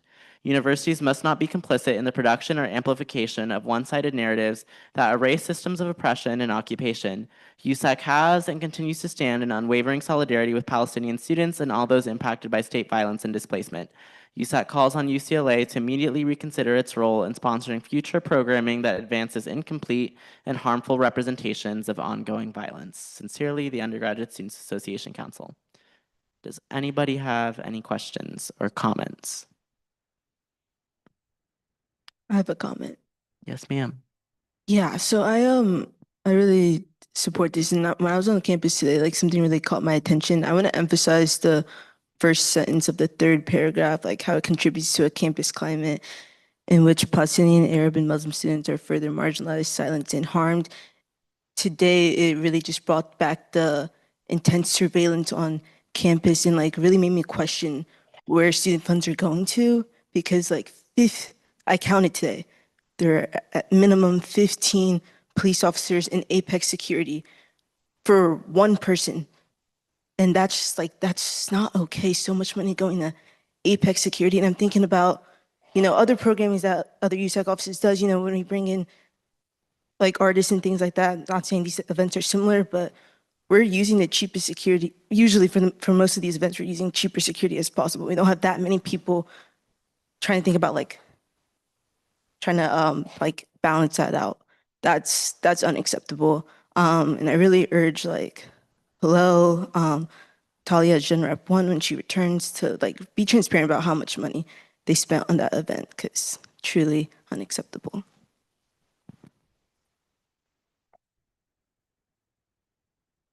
Thank you. Any other comments? All right. I motion to approve a letter condemning an event with Omar Shev Tov. Can I get a second? Second. All right. Tommy motion, Sherry seconds. All in favor, please raise your hand. 6, 8, 9, 10. All right. All against? All abstaining. With a 10-0 vote, this passes. All right, moving on to our next agenda item, a resolution calling on the adoption of a zero emission standard for South Coast Air Quality Management District, rules 1146 and 1146. We might want to. Point one. Point one. All right. I'm going to pass it over to somebody who is a little bit more experienced than me about this topic.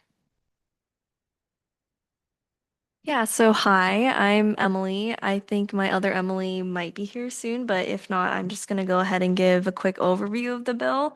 I was talking earlier during public comment about this, but I will go a little bit more into detail right now.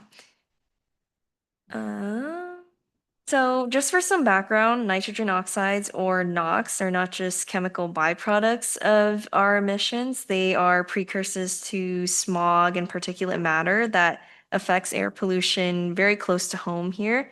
And the South Coast Air Quality Management District, or the SCAQMD, has proposed these two rules, rules 1146 and 1146.1, to address this. And Rule 1146 would target large industrial boilers, which are the heavy hitters of combustion, while 1146.1 would cover more mid-size units. And as just for reference, UCLA has 3 pretty large size units here. And together, both of these rules would kind of mandate a transition to having low nitrogen oxide technology to further push emissions down, keep our smog in control. And this would be as low as 5 parts per million. And as for some background into the research behind NOx, so lowering NOx would reduce the incidence of respiratory illness and cardiovascular stress in our local communities. And by supporting these rules, we aren't just following a mandate, we're advocating for more of a command and control regulatory framework. And this just ensures that industry is held accountable and that we have environmental equity. And so by drafting this resolution, which, for example, USC and UC Riverside have already passed, we're signaling that our university in LA here stands behind strict health-based standards. We're committed to decarbonization, to cleaner air, and to technological innovation that requires us to meet federal ozone standards. And so I just urge the committee to support this resolution for a healthier, more sustainable South Coast basin. And thank you. I'm also open to any questions or anything.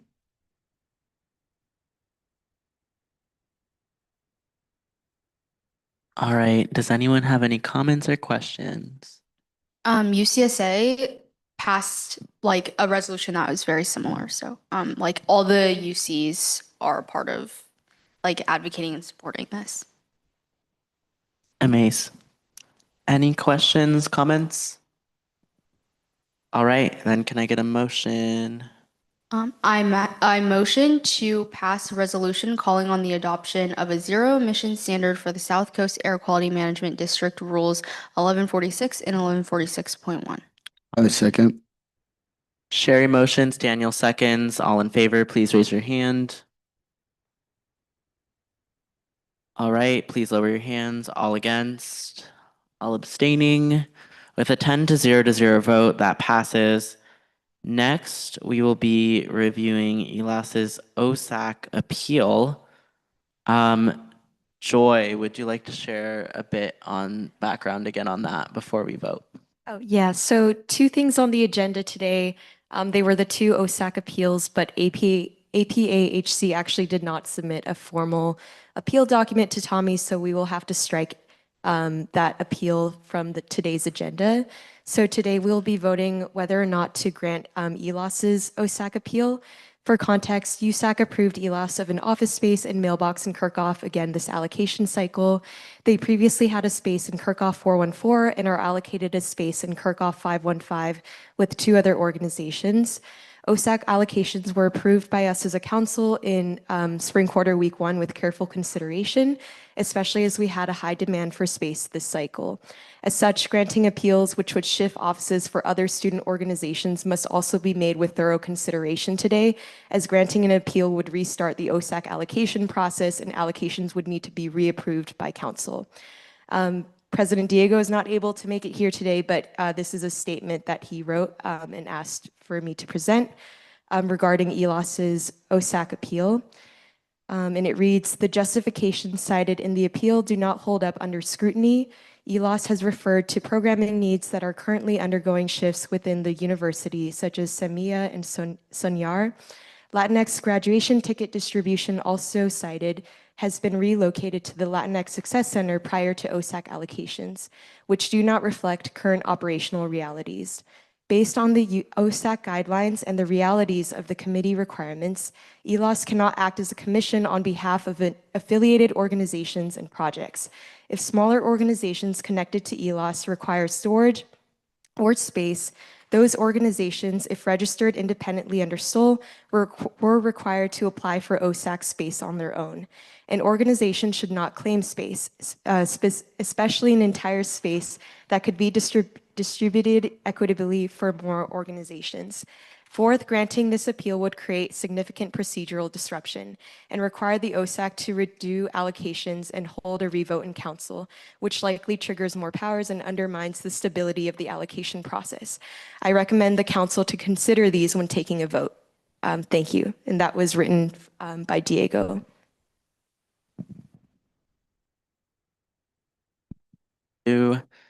Any questions or comments from council?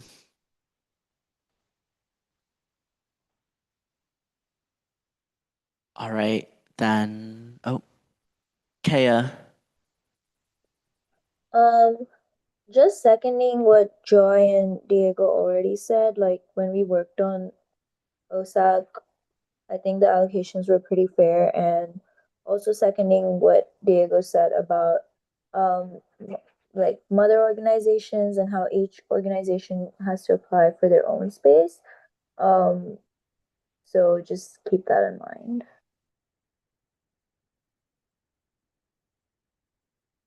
Much. Any other questions or comments? All right, can I get a motion? Joy or Kaya, do you want to make the motion? Okay. Whether you want to accept or reject.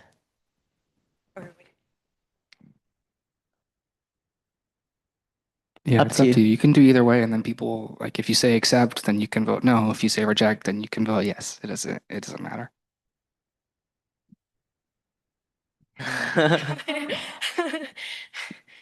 I can make it for you if you'd like that. Yeah. All right. I make the motion to accept ELAS's OSAC appeal. Can I get a second? I'll second. All right. All right. All in favor, please raise your hand. All right. All against? Right. All abstaining? With a 9-0 vote, that motion does not pass. All right. I adjourn this meeting at 9:08 p.m. Thank you all very much.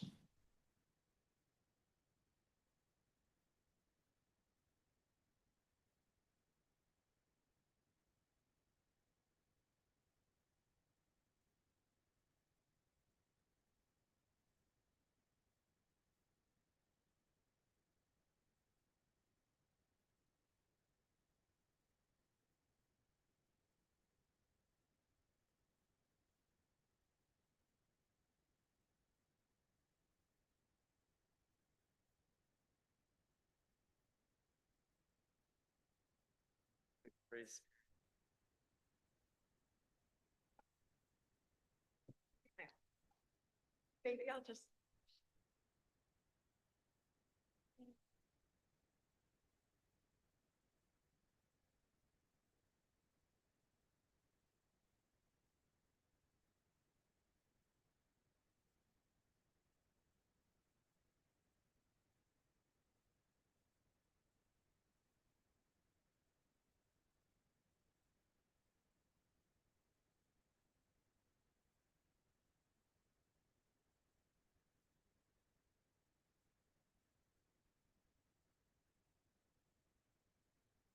What's happening?